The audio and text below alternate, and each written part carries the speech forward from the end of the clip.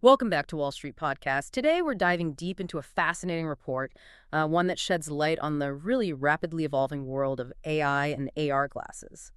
Our mission today is to basically unpack the key insights from this crucial document, giving you a shortcut to understanding the market dynamics, product innovations, and, well, the supply chain implications that could shape the next frontier of personal tech. Exactly. We're focusing on a recent research report. It's titled GC Tech.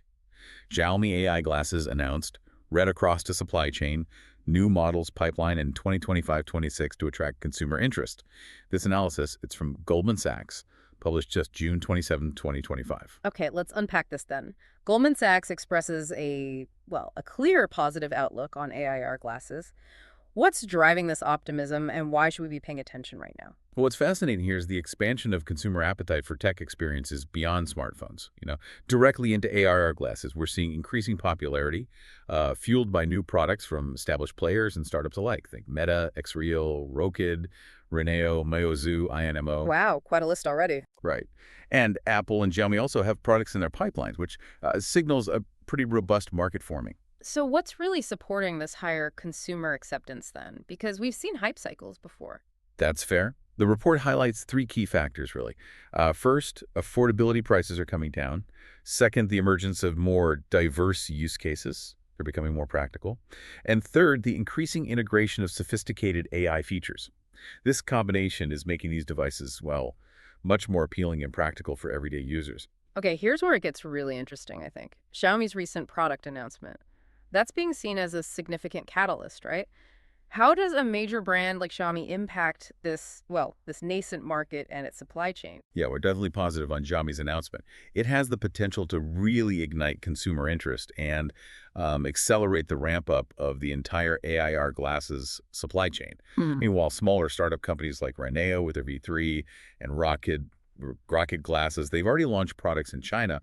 A leading tech brand like Xiaomi can leverage its huge existing ecosystem, right, and its widespread online and offline channels to drive substantial volume. That's the key difference, scale. Right, scale and maybe brand trust too. Mm.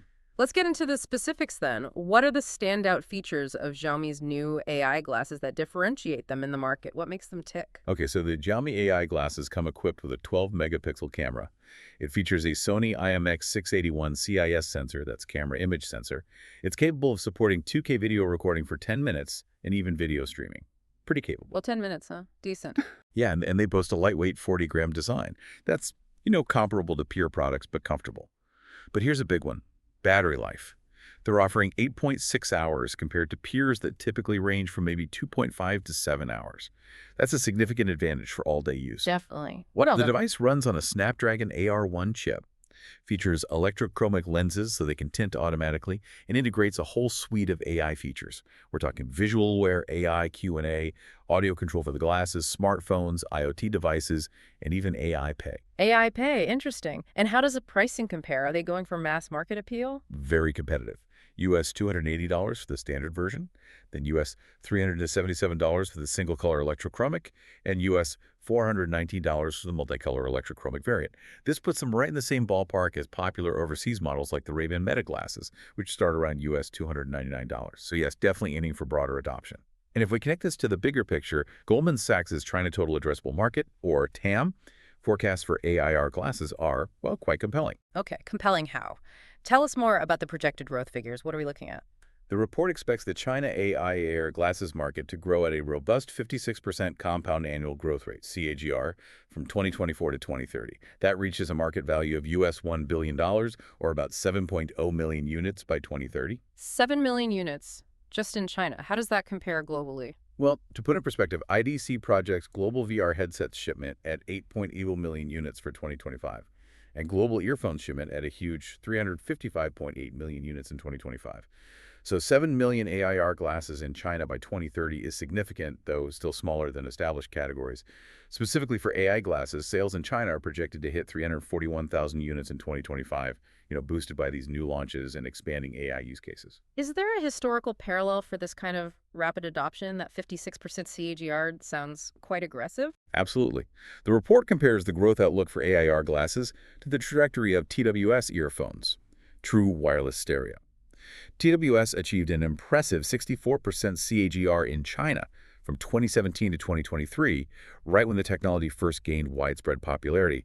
So it suggests a similar adoption curve could be on the horizon. Interesting comparison. And it's also worth noting the distinction made in the report.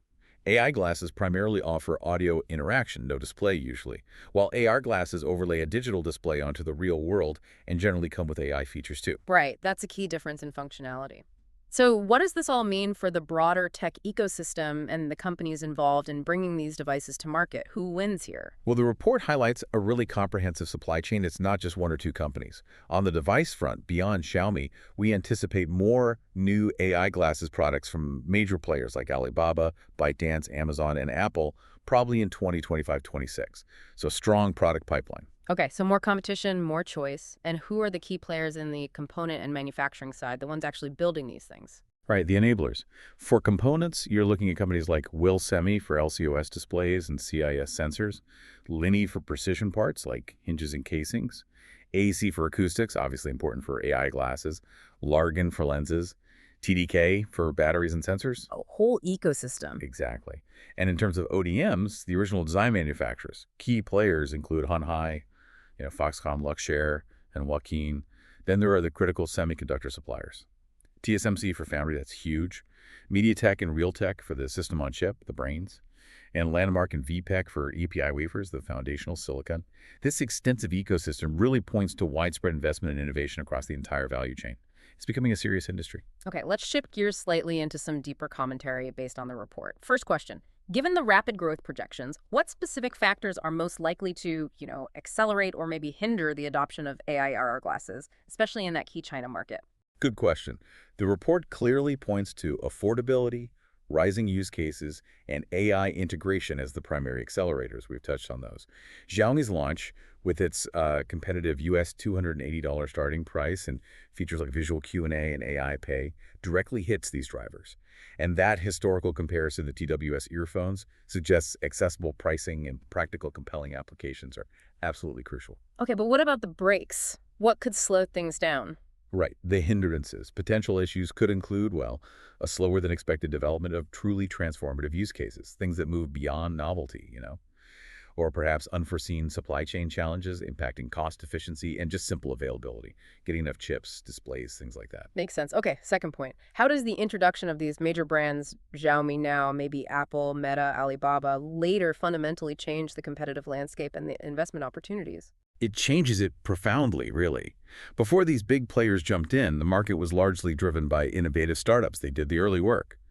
But Xiaomi, with its established ecosystem and massive distribution channels, is poised to bring significant volume. They can effectively mainstream the technology. So it moves from niche to mass market. Precisely.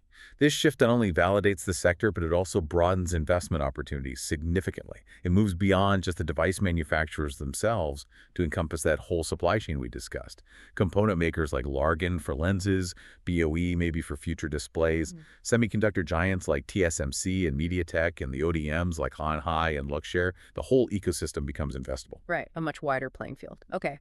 Third, the report distinguishes between AI and AR glasses. What are the critical differences in their projected growth trajectories and market mix? And what does that imply for tech development and maybe consumer trends? That distinction is key. So, as a reminder, AI glasses are defined as primarily audio interaction, no display. AR glasses overlay digital info onto the real world, usually with AI too.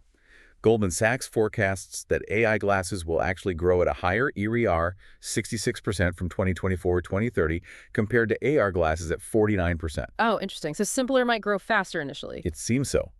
While AR glasses currently dominate the market mix in terms of volume, AI glasses are projected to steadily increase their share, potentially reaching 50% of the market by 2030. This suggests a consumer trend, possibly starting with simpler, maybe more affordable, audio-centric AI devices first. Kind of like smart audio assistants, but wearable. And then graduating to AR. Exactly. Yeah. Gradually paving the way for more complex, visually immersive AR experiences as the technology matures and becomes more accessible and, frankly, less clunky.